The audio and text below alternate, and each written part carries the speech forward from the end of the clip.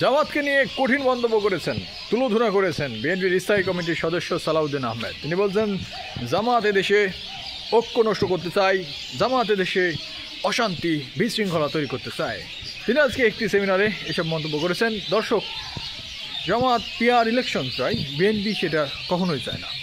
তাই জামাতকে নিয়ে এই ধরনের মন্তব্য করেছেন সালাউদ্দিন আহমেদ। তিনি বলছেন, এদের উদ্দেশ্য হচ্ছে দেশে ফ্যাসিবাদী কায়েম করা কিংবা একটি দুর্বল সরকার প্রতিষ্ঠিত করতে চায়। তারা সুবিধা নিতে চায় কিছু নিজের স্বার্থে, কিন্তু দেশ এবং জাতির যে বৃহত্তম ক্ষতি হয়ে যাবে এই কথা মানে জামাত থোড়াই কেয়ার করছে, মন্তব্য করছেন সালাউদ্দিন আহমেদ। দর্শক, একটা কথা কিন্তু আপনাদের বলতে চাই যে বাংলাদেশের রাজনীতিতে খেয়াল করে দেখুন, এখন বিএনপির স্থায়ী কমিটির সদস্য সালাউদ্দিন আহমেদ বলছেন যে সাংবিধানিকভাবে নিয়ম যেভাবে আছে সেভাবে ভোট হতে হবে। কিন্তু একসময় আমরা দেখতাম যখন আওয়ামী লীগের নেতারা এমন বলতো, এখন দেখছি বিএনপি নেতারা বলছে সংবিধান রক্ষা, সংবিধান রক্ষা।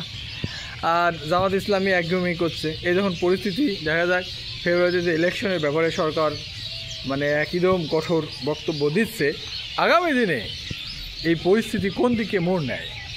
সত্যিকার অর্থে বাংলাদেশের রাজনীতি সবসময় একটু ঘোলাটে, এখনও তার ব্যতিক্রম নয়। আমার মনে হচ্ছে আমরা খুব দ্রুত আরও কিছু নতুন নতুন রাজনৈতিক বিষয়গুলো ইস্যু হিসেবে তৈরি হবে। আর বাংলাদেশের বিএনপি জামাতের যে অবস্থান এখন মুখোমুখি নির্বাচন প্রক্রিয়া নিয়ে, সেটা কোন দিকে যায় দেখা যায়। তবে জামাতকে এতটা দোষী করে ফেললেন বিএনপির এই নেতা, জামাত নাকি দেশে অশান্তি করতে চাচ্ছে।